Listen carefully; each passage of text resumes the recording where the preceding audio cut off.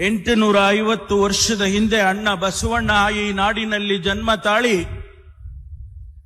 ವಿಶ್ವಗುರು ಇಡೀ ಜಗತ್ತಿಗೆ ಸಮಾನತೆಯ ಪ್ರತಿಪಾದನೆಯನ್ನ ಮಾಡಿ ಹೋಗಿದ್ದಾರೆ. ಬಹುಶಃ ಪ್ರಜಾಪ್ರಭುತ್ವದ ವ್ಯವಸ್ಥೆ ಯಾವ ರೀತಿ ಇರಬೇಕು ಅಂತ ಹೇಳಿ ಇಡೀ ವಿಶ್ವಕ್ಕೆ ಮಾದರಿಯಾಗಿ ತೋರಿಸಿಕೊಟ್ಟು ಹೋಗಿದ್ದಾರೆ. ನನಗೆ ಅಣ್ಣ ಬಸವಣ್ಣನವರು ಈ ದೇಶದಲ್ಲಿ ಹುಟ್ಟದೆ ಹೋಗಿದ್ರೆ,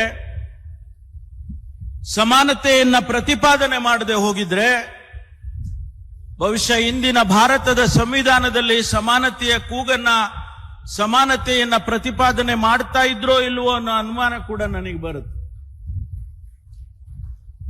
ನಾನು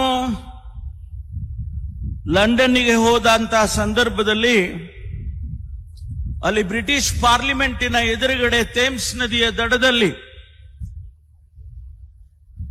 ನಮ್ಮ ಡಾಕ್ಟರ್ ನೀರಜ್ ಪಾಟೀಲ್ ಅಂತಕ್ಕಂಥ ಗುಲ್ಬರ್ಗದಿಂದ ಹೋಗಿರುವಂತಹ ಒಬ್ಬ ಡಾಕ್ಟರ್ ಬಸವಣ್ಣನವರ ಮೂರ್ತಿಯನ್ನ ಪ್ರತಿಷ್ಠಾನ ಮಾಡಿದ್ದಾರೆ.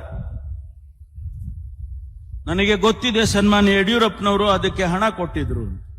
ಡಾಕ್ಟರ್ ನೀರಜ್ ಪಾಟೀಲ್ ನಾನು ಇಬ್ಬರು ಹೋಗಿ ಎಲ್ಲಿ ಮಾಡಬೇಕು ಅಂತ ಹೇಳಿ ಹುಡುಕುವಾಗ ಆ ದಾರಿಯಲ್ಲಿ ಥೇಮ್ಸ್ ನದಿಯ ದಂಡದಲ್ಲಿ ನಾವು ಇಲ್ಲೇ ಮಾಡಬೇಕು ಅಂತ ಹೇಳಿ ನಾನು ಕೂಡ ಹೋದಂತ ಸಂದರ್ಭದಲ್ಲಿ ತೀರ್ಮಾನ ಮಾಡಿದ್ದು. ಅದಕ್ಕೆ ನನ್ನದು ಒಂದಿಷ್ಟು ಕಾಣಿಕೆಯನ್ನ ಕೊಟ್ಟಿದ್ದೇನೆ. ಉದ್ದೇಶ ಏನು ಅಂತ ಹೇಳಿದ್ರೆ, ಆ ಭಾಗದಲ್ಲಿ one of the oldest parliament in the world is British parliament.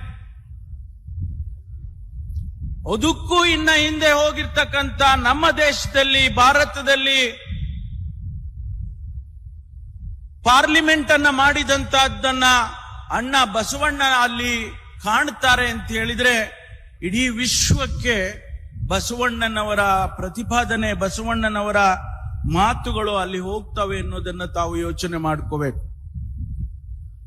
ಇವತ್ತು ಬಸವ ಭಾರತ ಅಂತ ಹೇಳಿ ಶೀರ್ಷಿಕೆಯನ್ನ ಮಾಡಿದ್ದಾರೆ.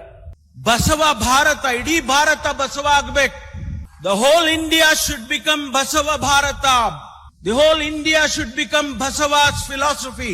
Basava advocated equality and fraternity. ಭ್ರಾತೃತ್ವವನ್ನ ಪ್ರತಿಪಾದನೆ ಮಾಡಿದ್ರು, ಸಮಾನತೆಯನ್ನ ಪ್ರತಿಪಾದನೆ ಮಾಡಿದ್ರು ಅಣ್ಣ ಬಸವಣ್ಣ. ಇವತ್ತು ನಮಗೆ ಆ ಭಾರತ ಬೇಕಾಗಿದೆ ಎನ್ನುವಂತ ಮಾತನ್ನು ಈ ಸಂದರ್ಭದಲ್ಲಿ ಹೇಳ್ತೇನೆ. We need Basava Bharat, where everybody is equal, everybody's philosophy is the same. That is the India we want today.